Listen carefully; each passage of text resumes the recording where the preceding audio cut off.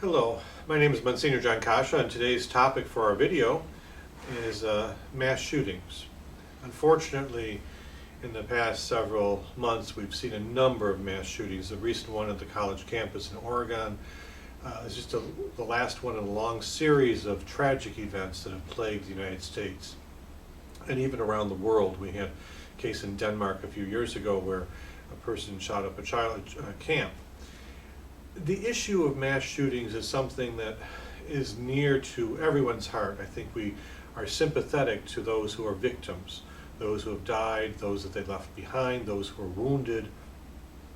That sense of inability to combat that, the inability to protect oneself. What do you do when you're in a situation? I think it's important to recognize that in all of those situations, people will always ask, where was God? And I turn back continually to a line I read in Elie Wiesel's Night. Elie Wiesel was a survivor of the Holocaust, and he wrote a book. And there's a description of how at one point the Nazis were punishing the prisoners for having one who escaped. And they were hanging prisoners, and they just chose to hang a 10-year-old boy. And as he's being lifted up and put on the gallows and he's hanging there, he's strangling because his weight was not enough to break his neck. Someone in the crowd screams out, "Where is God?" And someone else in the crowd screams, "He's there on the gallows." God is always with us. God is with us during the Holocaust. God was with us during slavery. God is with us during the wars that we've had. God was with us in 9/11. God is with us in these mass shootings and activities. God suffers with us. That's what the word compassion means, to suffer with. Cum passionis, to suffer with. God suffers with his people. And so in the mass shootings, where was God? God was there. And for whatever reason, God allowed that experience to unfold.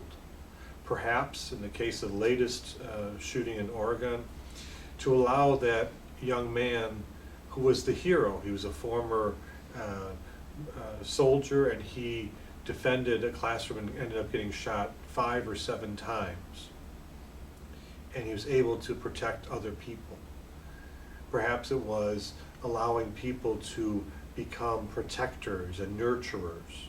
We think of in Sandy Hook, the teacher who gave her life so that her students could live. She hid them in a closet. When the gunman came in and said, "Where are the kids?" She said they were down in another classroom. He shot her and then walked away.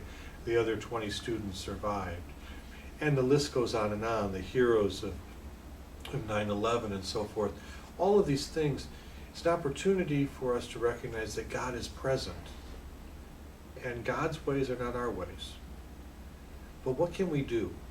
We can, of course, in these situations, pray for the victims, pray for an end to these senseless crimes, but also to make sure that we look and say to ourselves, am I capable of being a shooter? And here I speak to people that may be contemplating doing some kind of activity because they feel slighted because they don't have a girlfriend, or they feel hurt because they were bullied, or they feel that they need to justify their existence and be a hero and have their name remembered. What does it take to create a shooter, someone that goes out and kills? I ask you to ask yourself, to really say, would I be capable of doing that? What would motivate me to do that, and why? And then when you look at those questions, you say, okay, are those things that are plaguing me, whatever they may be, Are those worth taking someone else's life?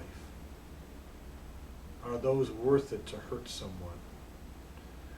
Why are we there to hurt one another, or are we there to help one another? Are we there to create chaos, or are we there to create harmony? What is our purpose in life? Unfortunately, most of these shooters are mentally ill, and they do have a distorted view of life. But what we need to do is really reflect on the fact that what drives a person to commit such a heinous crime? And are there ways that we can prevent it? You can't prevent everyone that doesn't have a girlfriend from going out and shooting people. But we can create fora which maybe allow people to express their opinions and their thoughts, to say, you know what, I'm feeling this way. How can I stop feeling this way? Mass shootings are tragic, and because they're so senseless, they attack the most vulnerable: children, students, teachers. They create chaos, they create a sense of unease, and people feel unprotected.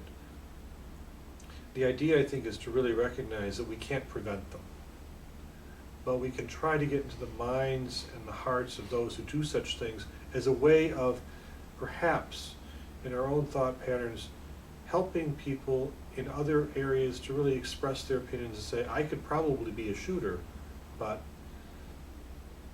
I'm not choosing to do that because I recognize the sanctity of life. I recognize there's another way. I recognize that God is with us. I recognize that I'm called to be a person of faith and a person of love.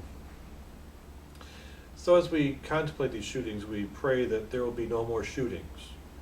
But if there are, that there will be people who are courageous enough, like that young man in the Oregon campus, or that teacher at Sandy Hook, to take a stand and prevent further violence.